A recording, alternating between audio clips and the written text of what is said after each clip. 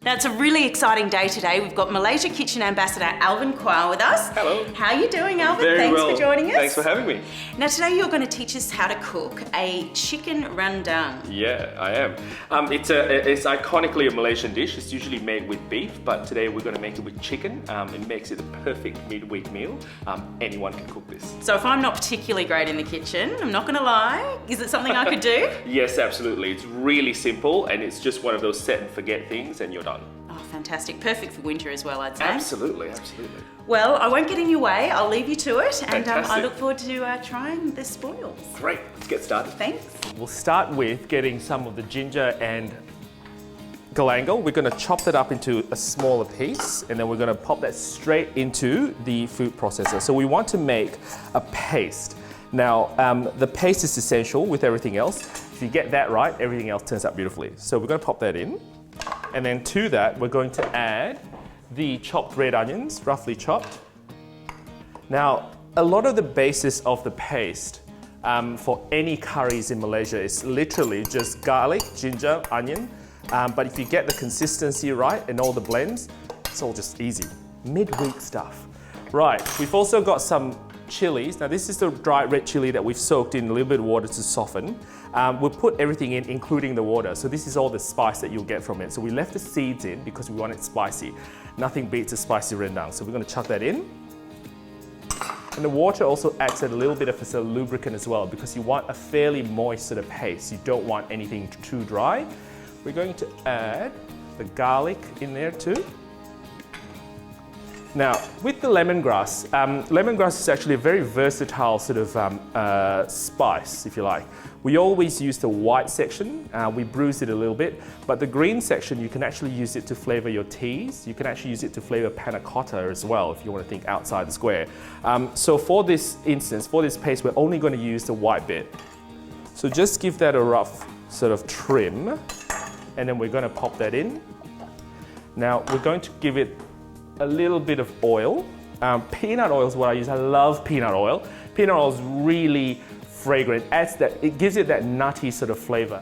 So we'll just add about a teaspoon and a half.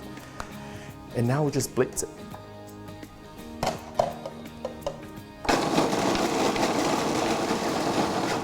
The paste that you want is fairly rough, and I think that's the beauty of homemade paste. So we'll tip that out. And this will form the basis of your rendang. So now, the fun bit. Pour a little bit of oil to get the paste going. And with every sort of wok sort of work, it needs to sizzle. Fingers crossed.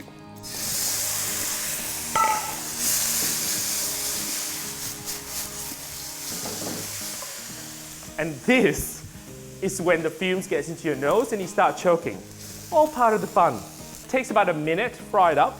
So you want to smell that lovely, lovely fresh ginger, the garlic, you know, the galangal, the chili. It's all sort of coming together really nicely. And that's when you start adding bits and pieces to it. Now the chicken, I use the chicken thighs because they're a lot moister. You can use chicken breast. I find that a bit dry. Cut them into 3-centimeter chunks and just fry them till they're brown. So this is what we were talking before, the kaffir lime leaves. So these are great. You want to roll them up really sort of finely, and then you want to shred them. So what you get is that pungent sort of, you know, in a good way, very zesty sort of fragrance. So you cut them up.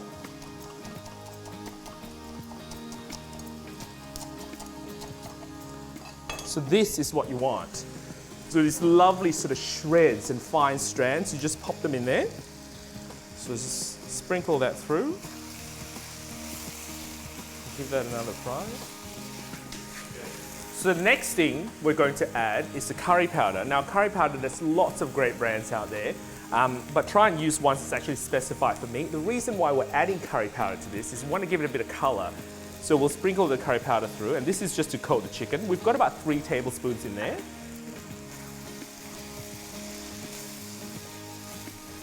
Now smell that. So, what's a good curry or rendang without coconut milk? I'm gonna add some coconut milk, give it a good shake. looks like a cup, a bit more. Okay. So we're gonna add that in. Now, this is a rough amount, so I usually add about 2 to 3 tablespoons of cooking caramel. So it's just a small, so now look how thick this is. I'm gonna pour this in and this will color it, this will darken it instantly. Check it out. See how it sort of immediately turns brown? That's the color that you want. You can put the desiccated coconut in as is, but I like the toasted flavor. It does give it that sort of roughly sort of caramelly sort of flavor, and I love it. So all it needs to do is to simmer for 30 to 40 minutes until the chicken's cooked through. If you want to cook it a bit longer, you can put it under low heat, and that will simmer it down to a thick sauce, and then you're ready.